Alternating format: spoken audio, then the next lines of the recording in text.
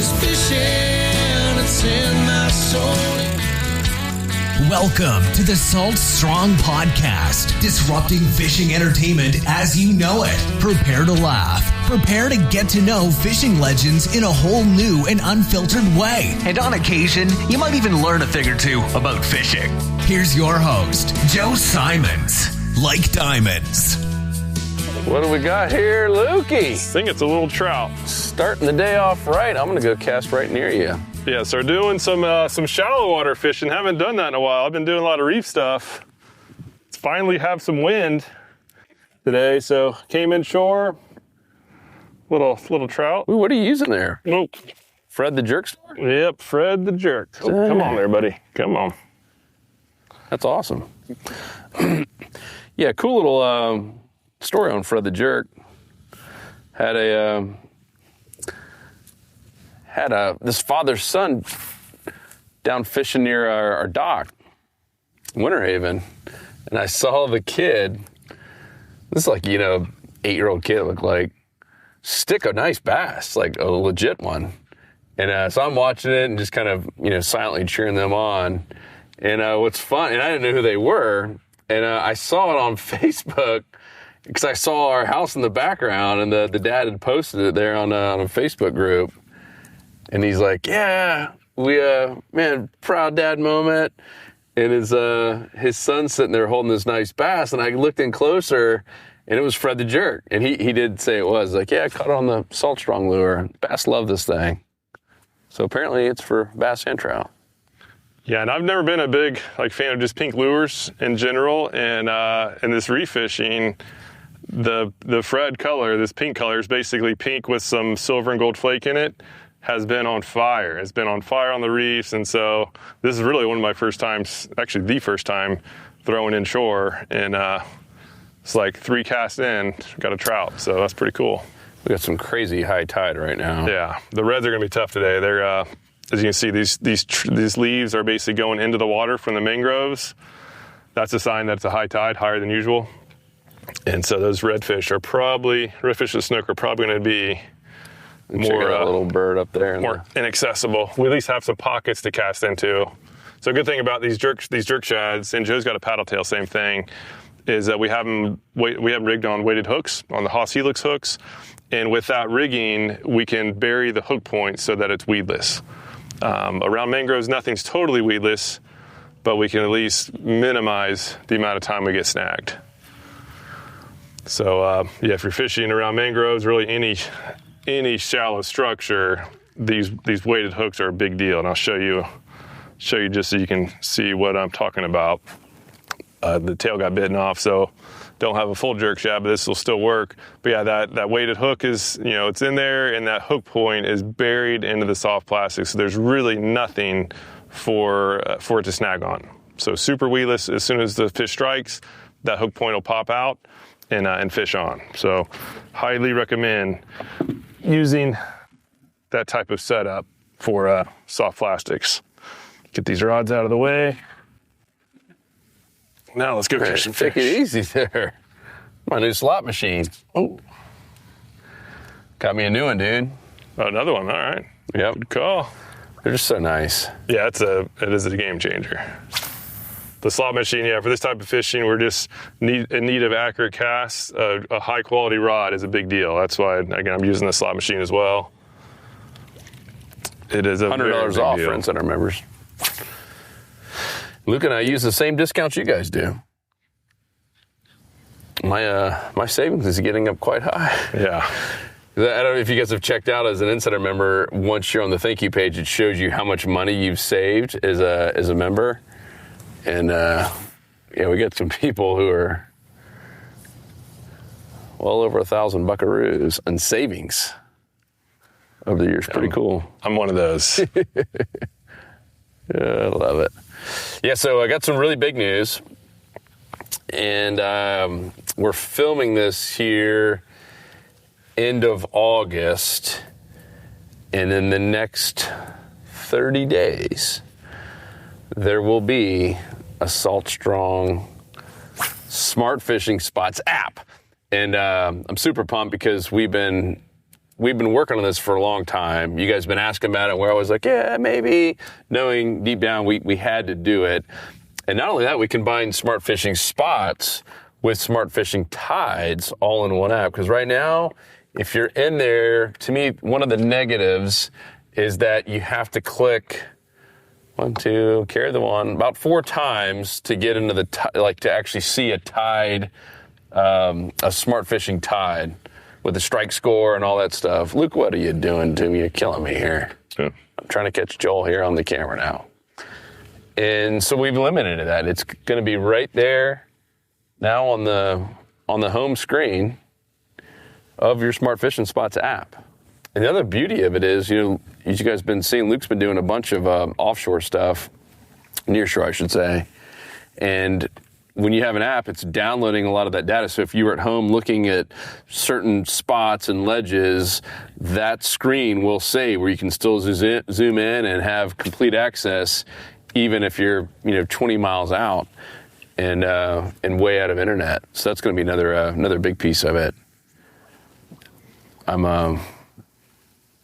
I'm really pumped for it to get out.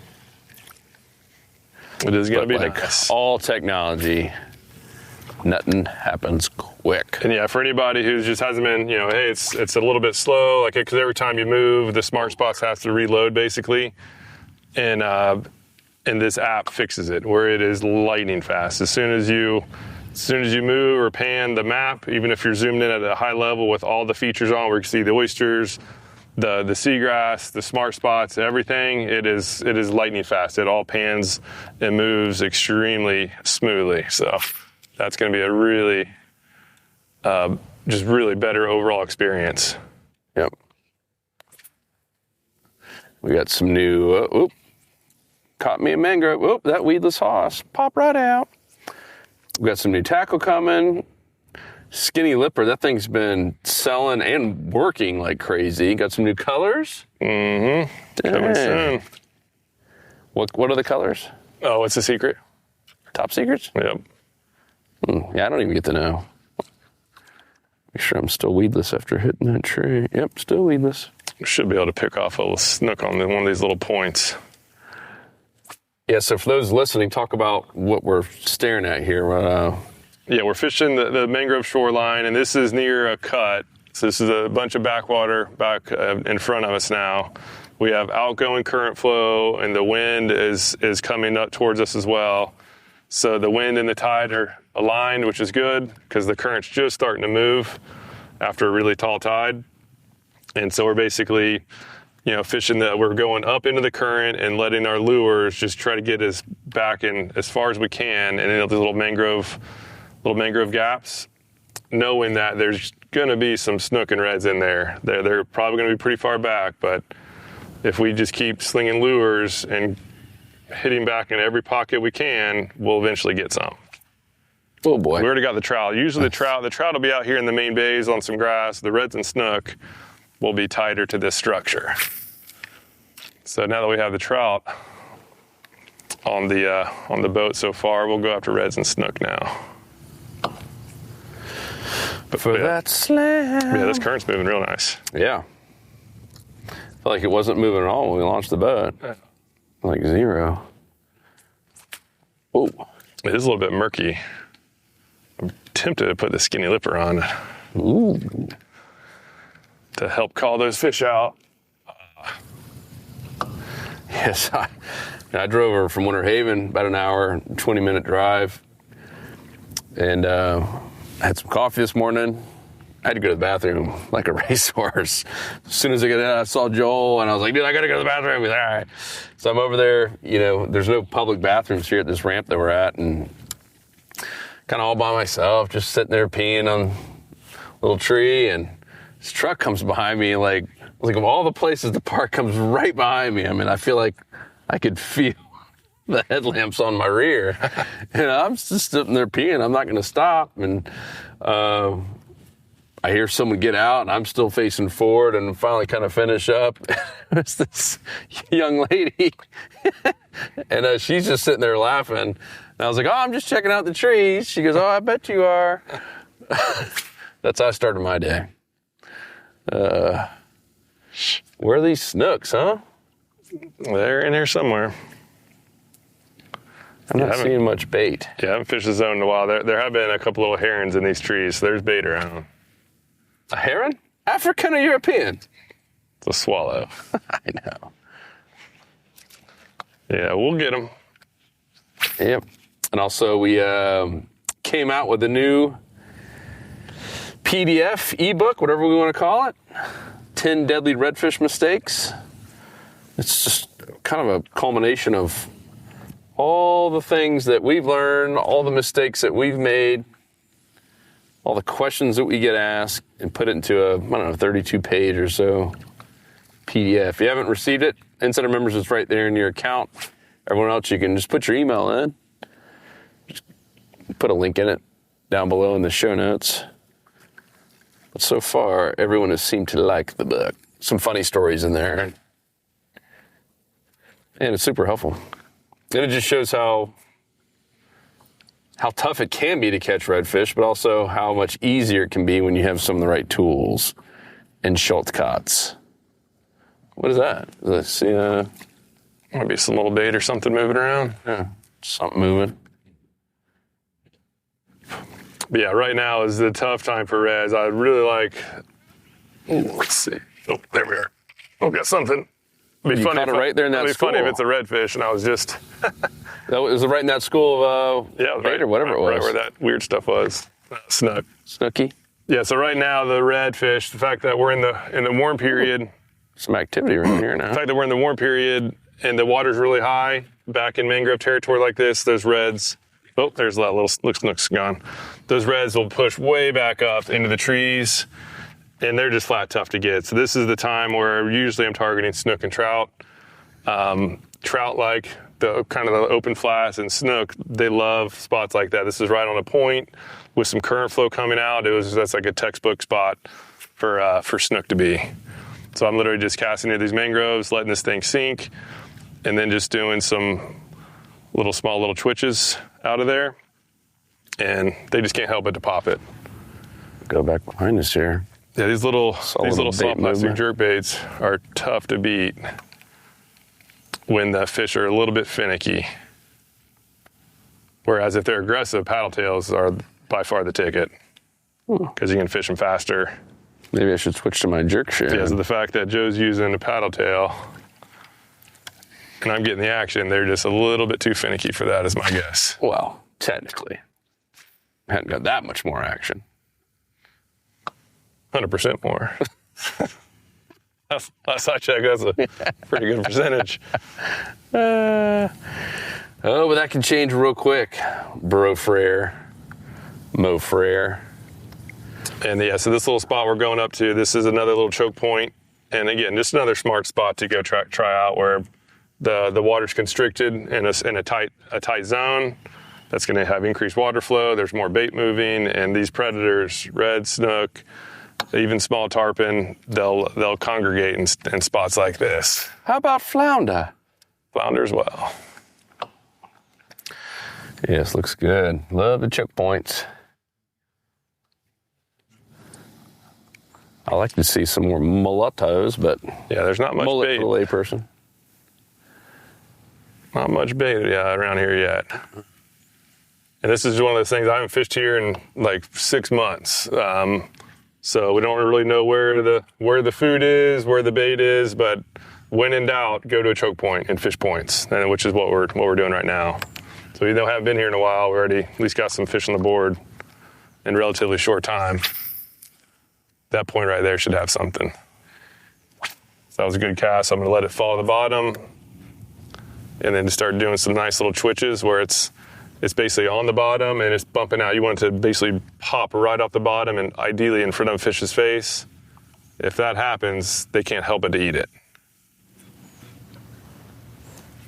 Yeah, both strikes have literally been it's weight on the line. Like I haven't even felt the thump yet. They're not very aggressive right now. So we just have to get a little reaction strike from them. It's been a tough, kind of an overall tough summer bite. Yeah, it's just been hot. It's been super hot. Oh, I think I just had a hit. I want to go over this way in this little cove here. Saw some bait trickling up on top. Yeah, we're heading to the Keys shortly, so stay tuned for some stuff with old Captain Hollywood. We haven't fished with him in a while. And might even do a day of lobstering. We haven't done any lobster tips.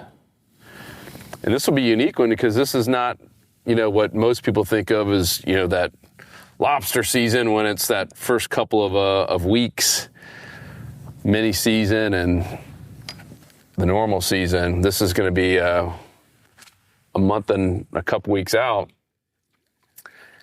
And so we're just going to, basically it's slack tide, kind of a cool little tip. Normally, at slack, it's a tough bite.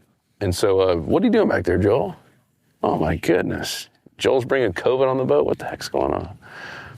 And we're basically going to, and that's the best time to dive, right, Luke? It's slack if you guys have been lobstering, especially if you're in around bridges and some crazy structure that we like to dive. Man, you are getting all the action. What the heck? I got to switch to my Jerkshad. Another little snook. Yeah, this little pink, these pink colors are surprisingly good. I think it could just be to be different. Where like this, we're in Tampa Bay, and it gets a lot of pressure, a whole lot of pressure. And sometimes it's good to show them something they haven't seen before. Well, they've certainly seen some Slam Shady. Yeah, they've all seen Slam Shady around here now. All right, but it still works. Don't you guys fret. But I am going to switch it up. Not a giant, but we've got ourselves a snook. Get this guy off. Our little fella. We'll straight arm him, make him look bigger. But yeah, hold on to my thumb. As I mentioned before, you don't have to have the full lure, and in many cases, without the tail works better if the bait fish are smaller. But the key is instead of letting that hook just float above it, is just dig that hook point into the lure, and now it's angled down a little bit. So when I'm twitching it, it basically goes down and then pops off the bottom. Really, really, these fish right now, they're on the bottom. They're not aggressive. They're not going to hit top water. So this is just a great way to get right in their face while still being weedless. In the face. See if we can get another one out of there. Yeah, this little point right here is getting hit with current, and there's a lot of structure, which is perfect setup. See if we can pull another one out of there. Little Dr. Juice. The juice is loose, baby. Yeah, big thing about being weedless. I mean, you can see my lure over there, but it's on that little mangrove root, and just light little twitches will have it fall right down. If that was like a topwater plug with treble hooks or a subsurface twitch bait, we would have to go in there and retrieve it. Oh, there, got another one. What in the world? Just got off. See if we can get back up in there real quick. So yeah, on that cast, right, I was wrapped around a mangrove, got myself off without having to go wreck the spot. Pets' heads are falling off. And then almost caught a fish. All right. Go up there by that point. Oh man, this thing cast a mile. Could be my new slot machine ride. Yeah, it's after missing a strike, as I mentioned before, that hook point will pull out. That'll almost guarantee you get snagged in the mangroves. So check your bait, re-rig it, back in action, and see if we can get revenge on whatever it was that got away. Also, for you Insider members, be on the lookout for an email from us in the next 30 days. Oh, man, I got thumped. All right, let me get over here. Perfect cast with some opportunities, some just free lures, just an old-fashioned Goodwill thank you. What was that? You hear those bubbles? Yeah. So be on the lookout for that. It'll be first come, first serve, but we got some lures that we want to give away, and honestly, just kind of get your feedback on it. Yeah, part of the club is one thing we do is just test lures and test colors, and we want to open up the beta testing, if you will, to members as well. Send you some new stuff, get your feedback on it. It'll be a lot quicker way to get some good data. We like the data. No, there's some more fish in there. We'll give a few more casts. So this is almost called it's a little bit of power fishing, but then as soon as we find a zone that holds fish, we really slow down. Oh, yeah. Especially little points like this. Ooh, something's messing with me. Little points like this that have this current flow and structure, and it's a little bit deeper. Like this bay is usually averages 2 feet deep, 2.5, and this is a little 3 foot dip near these mangroves. Hit that point there. Come on. And it could be a little mangrove snapper that's been bumping me. Usually when a snook hits, it'll suck it down, especially a little small lure like this. Oh, yeah. Oh, yeah, another. This must be snapper. Might be the key to take the tail off there, huh? Your little lower, small profile. Mm-hmm. All right, I'm going to keep fishing with it. And it's always good to have the experiment. Let's see what really works here. I'm going to try to get... Oh, you don't see that left-hand little cast area all the time? Let's see if it works. Man, that deserved a strike. All right, a little snook just popped. Just out of casting range. Out of your casting range or mine? Probably out of yours, but probably not mine. So. Oh, I see. Oh, really? Dang it. You like that one, Joel? The smack talking.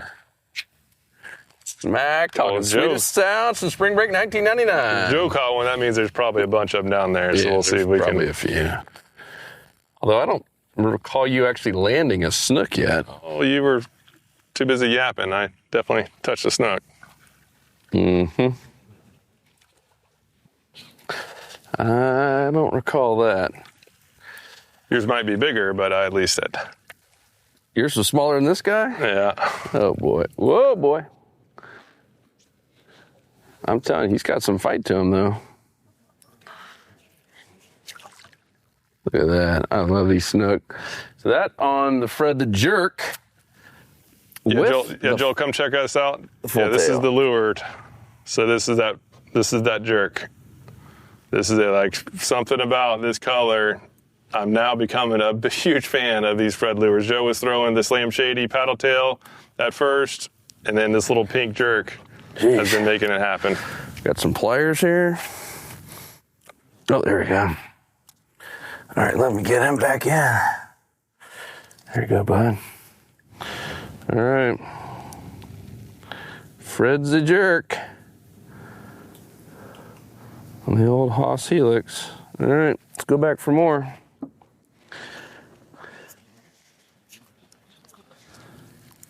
I tighten my drag in case I catch a bigger one than that. So that snook earlier, that hit was right up around here. Ooh, I just heard something under You that make mangrove. a cast back in there? Not yet. Oh boy. I think, yeah. Oh, whew. Just around those trees. I love structure like that. Maximize the structure. Maximize the predator fish. Oh, yeah. Let's see if we got anything right over here. Oh, this area looks so good. Yeah, this water's coming out real nice. So yeah, Joel, check out this rod movement. So I'm gonna basically get up under these trees, and the current is pushing towards the tree, so I can be a little bit aggressive, but not. Oh, bad cast there. Let me redo that one. That one got away from me. But I'm basically gonna cast up to about maybe a foot or so from the trees, There we are, nice little skip, and I'm just letting it fall. I'm letting it fall, and what that current is actually pushing the line and the lure up straight along that mangrove line, letting the lure fall, and now just doing some quick little twitches. So it's on the bottom, and I'm just twitching, twitch, and it just comes up like either a scared shrimp or an injured bait fish. It basically mimics both. So whether they're targeting shrimp or bait fish, if they see this little twitch in front of them, they're gonna pop it. And that's why this lure is just so effective. It's not as fast. You can't fish as fast as a paddle tail or a traditional topwater.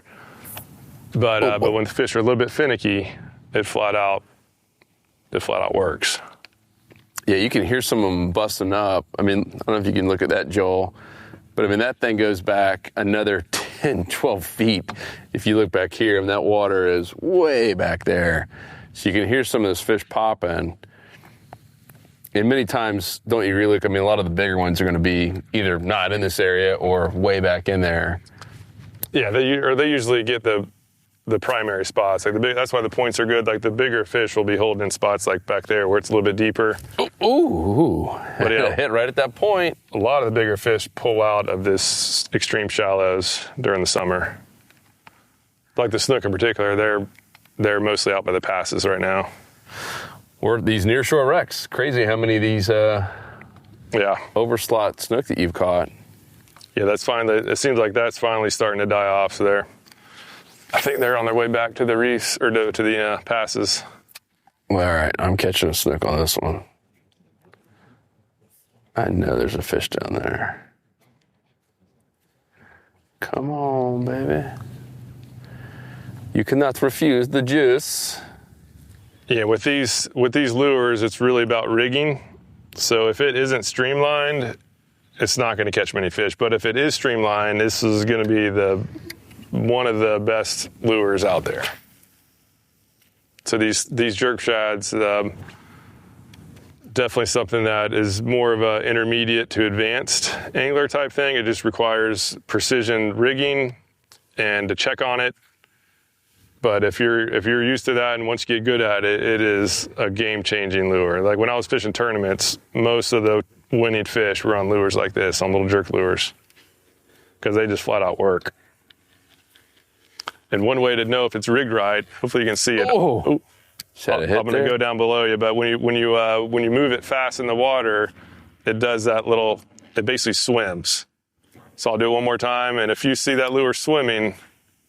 See that? You can't really do it right now. This water didn't clear, but that lure, when it's going fast and it does this little shimmer like that, that's when it's good. If it's not rigged properly, it's going to helicopter. That is when you won't catch fish. So make sure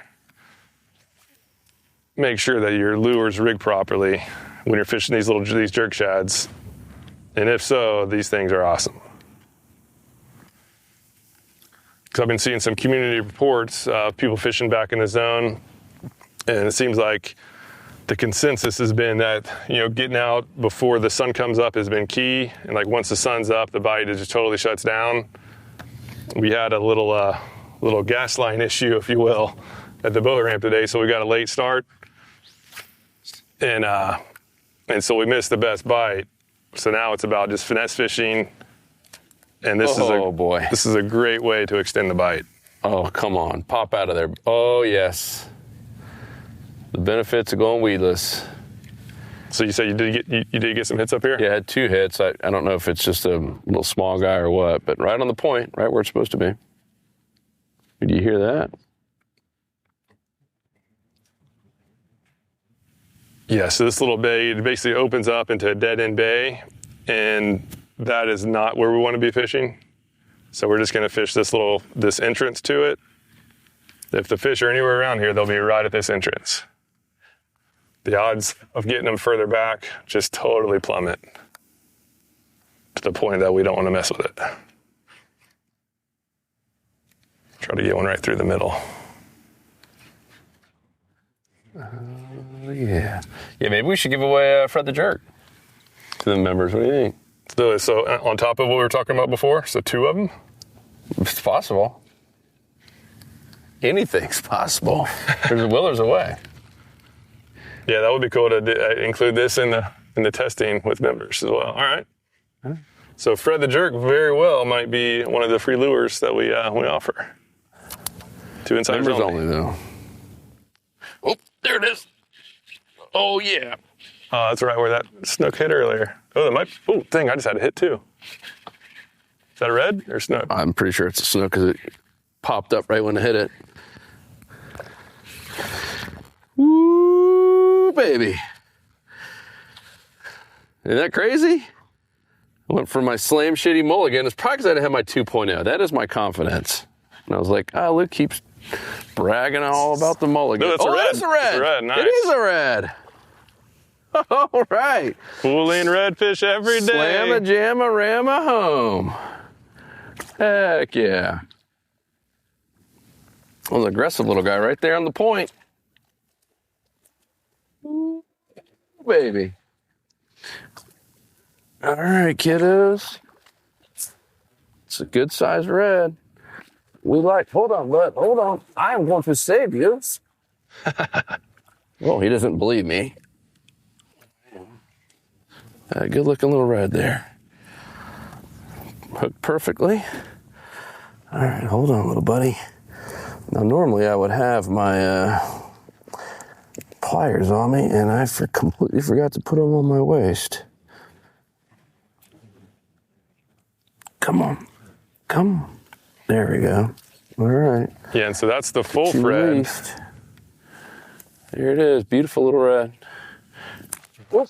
There he goes. All right. So that was the full Fred there. Seems like the bigger one. Once you started using the jerk, now you're taking the lead. So I think they're actually preferring that bigger one. But pretty cool how even on a bite that's definitely not a aggressive feed. I was throwing topwater at the very beginning and not a single follow, nothing. And then I was like, hey, these fish aren't aggressive. Let's go Jerkshad. Yep, there it is. I gotta re-rig. Still same lure. Like that, I just gotta make sure that I can still get weedless, and that last catch kind of shifted it. I just got around the mangrove and I thought I was retrieving and I felt a bump. I thought I was hitting the mangrove, and then all of a sudden it hit back at me and it was a fish. So we're gonna nose up and see if we can get revenge on what I just missed. I'm gonna go back over there in that corner and see if there's any more Definitely missed a strike. red fish. Oh, there's a little bit of bait over there. I see something moving. Oh, yeah. All right, come on, try that again there, little guy. Oh, yeah. All right.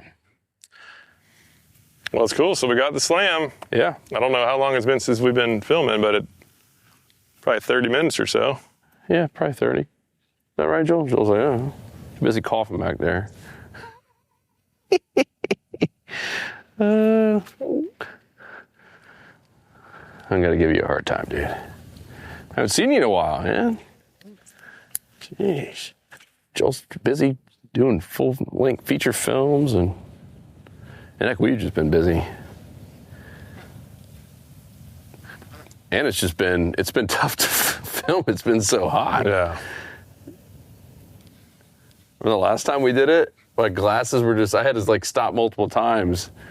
Glasses just kept falling down and sweating so bad. As soon as that sun really comes up and it's like, what, 9:30-ish? Got a little bit too aggressive on that cast. Were you trying to cast over there? Don't worry about it. Look at that, bombs away. So again, another benefit of using weedless soft plastics, I was in the top of one of these trees. I'm trying to where that's the cast I wanted. So I cast it over that point. If there's a fish there, I should catch on this one. I cast it over that point, I'm gonna retrieve right along the edge, like literally 6 inches to a foot away from this whole ledge. Doing rod tip down just to keep everything in line. You know, nice slow retrieve through there. So if there's a fish near that ledge, odds are that it's gonna see it and come up and swipe at it. I'm gonna go on that side. Whoa. For that one, off of that. No, there was one there a second ago. That certainly felt me. Does he have friends or no friends is the question. That is the... Who'd you hear that? I'd heard something like 5 feet back in there. Yeah, that's just the problem right now. This will probably be a really good spot in about an hour. The water will be about 6 to 8 inches lower, and all these fish are going to have to... I can hear mulling stuff back in there. But all those fish are going to have to start pushing out. That's when most of the catching will take place. And all we can do is try our best. So what's all this little Some mud murk? Is that?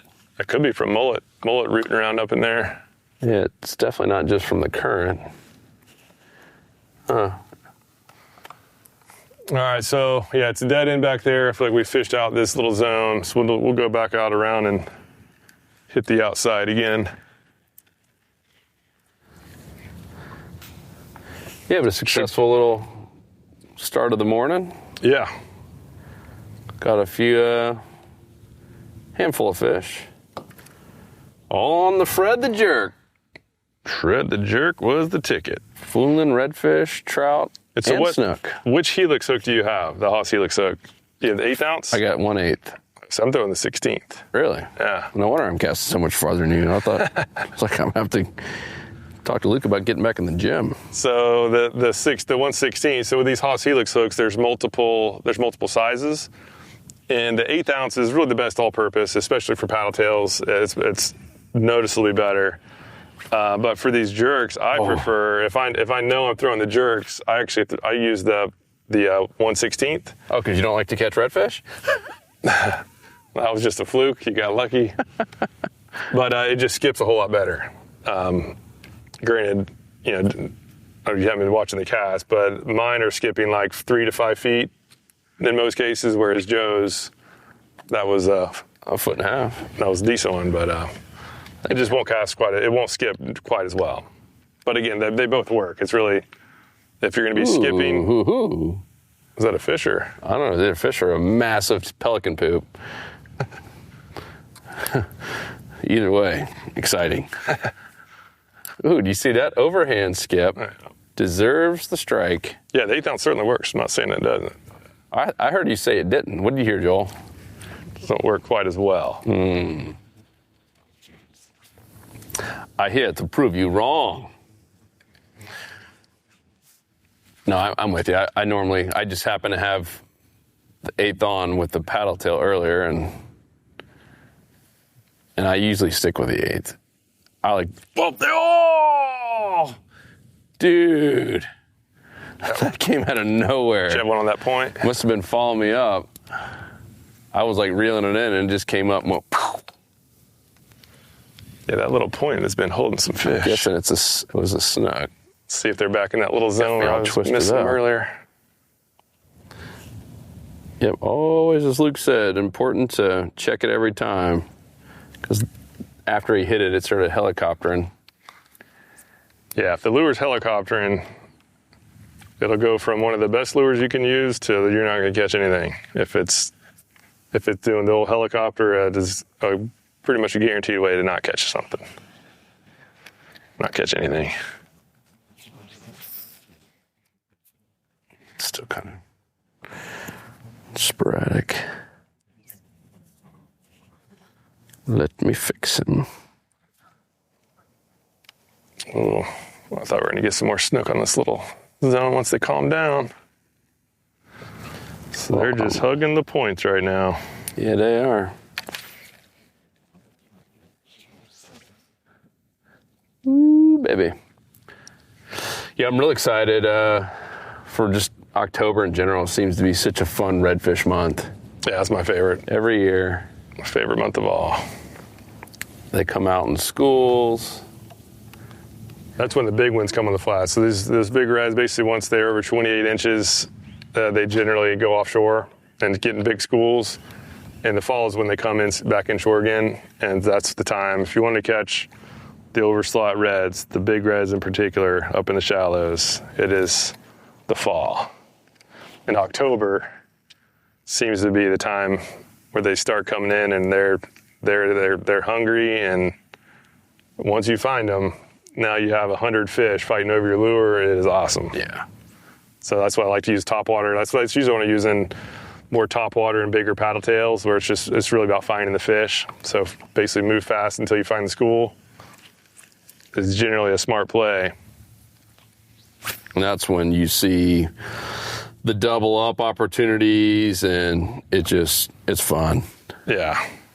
One day I was out there, and I was actually doing a test on rattles versus no rattles, and I was using these same jerk lures. It was just the Alabama leprechaun color. So I had one with rattles, one with no rattles, and I was in this boat, and so I had one right behind me, and school was coming, and so I hooked up, was fighting it, and then all of a sudden I look over and another school is coming towards me, and so I was just like, this is my chance to double up on like big red. So I put the red I was fighting in the rod holder and made a cast with the other rod and hooked up.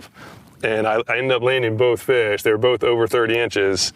And I was out by myself and doubled up on oversaw reds. It was pretty awesome. With lures. Yeah, with lures too. And I had everything on film too, in case anybody was saying it didn't happen. That was a fun video to create. It was just chaos.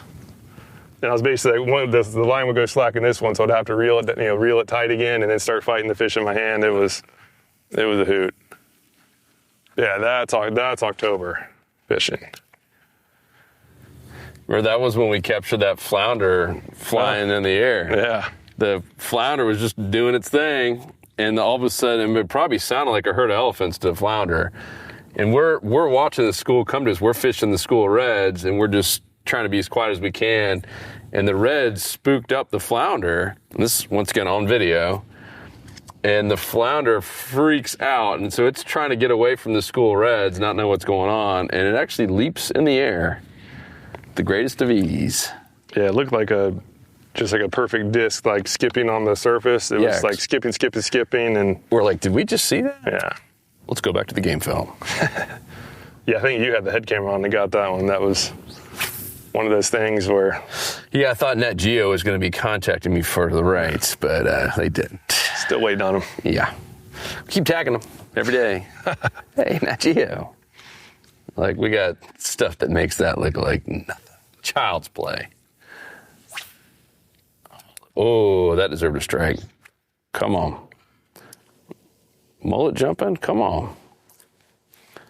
Let's see if we can't catch one more here, and we got to go film some videos for some members.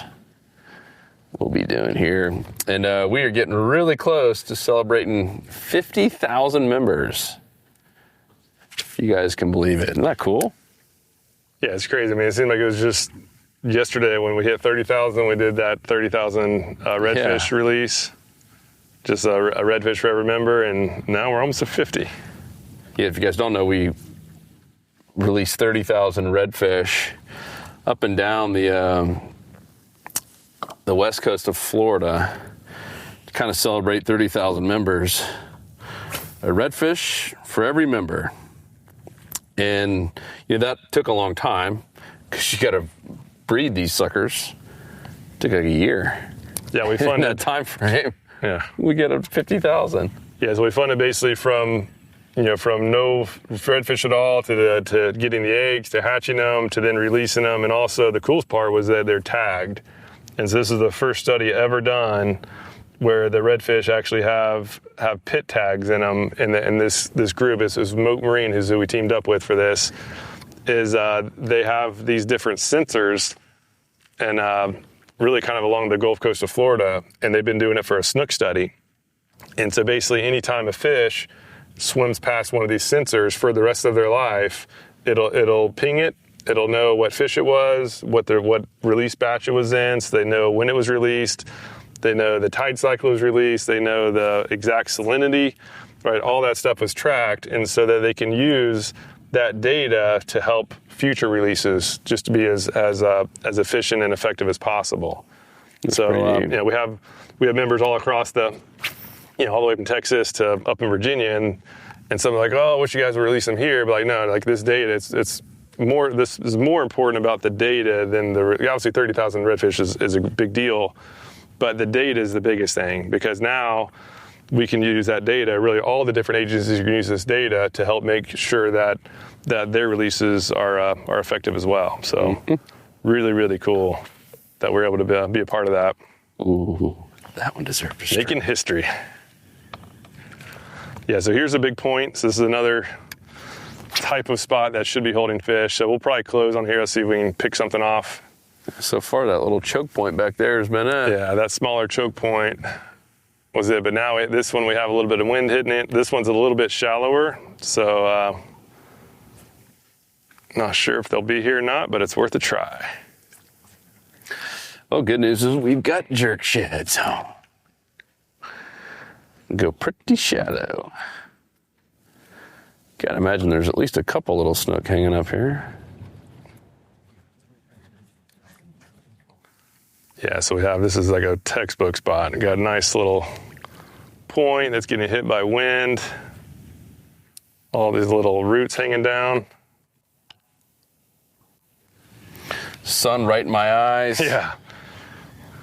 Note to self, should have brought my glasses. You forgot your sunglasses? I've got them, I just don't want to stop fishing. Say, dude, have you learned from me? It was painful that time. Yeah, there it looks like a good spot. It's tough to see right into the sun. Yeah, this one helps just to be, something just struck right here. Helps to be weedless and just know that if you cast too far, you're not gonna get snagged. So something hit out off the trees that was either a small snook or a trout. Let's see if we can get them. I gained some respect for my fellow anglers, but lost my retina, staring right into the sun. Yeah, this little flat, you'd think there'd be some fish right on this. Something. You got a hit? No, something popped though. I think it was a smaller trout, probably just eating a little fry bait. This one's a little bit too big for him. That looks good right there. Just super shallow. Yeah. Get one more cast up there, and then we'll end it. See if we can end it on a high note here. Yeah, otherwise, guys, if you are a member, make sure to join one of the chapters as well. Completely free. We're doing them every month. Saw one just happened in Savannah, Georgia. So we're expanding outside of Florida. Got some interest with a group in Texas. And really neat. The speakers have been amazing. So every month there's a speaker, there's a little tournament, there's giveaways, and just a great way to meet other anglers, to meet some new friends, and to learn. And you know, conservation is going to be a big piece of it as well. Each chapter is kind of doing their own thing. We had, one group, St. Pete, Tampa chapter. There's actually a St. Pete and a Tampa chapter. They did a massive trash cleanup there at a popular area, and heck, even the news came out and featured them, which was kind of cool. So definitely join a chapter. If not a member, join us today. Great way to save a ton of time by knowing the trends, knowing exactly where to fish. Of course, we have the smart fishing spots and new app and all that stuff is coming out very soon. And then the tackle discounts as well, as we touched on. Luke and I are using the same ones our members do, and we save tons of money. My wife loves me. My love life's been better. Everything's been better since I joined the club. So come join us at saltstrong.com and stay tuned for more. We out. See ya. Peace. 'Cause fishing, it's in my soul. It was passed down to me from the days ago. Find us on the water if there was a way. It's been said my papa, he wrote the book on catching big reds and 20-pound snook. I wish I knew all the things he knew today. For he's the reason why we are this way. And he put fishing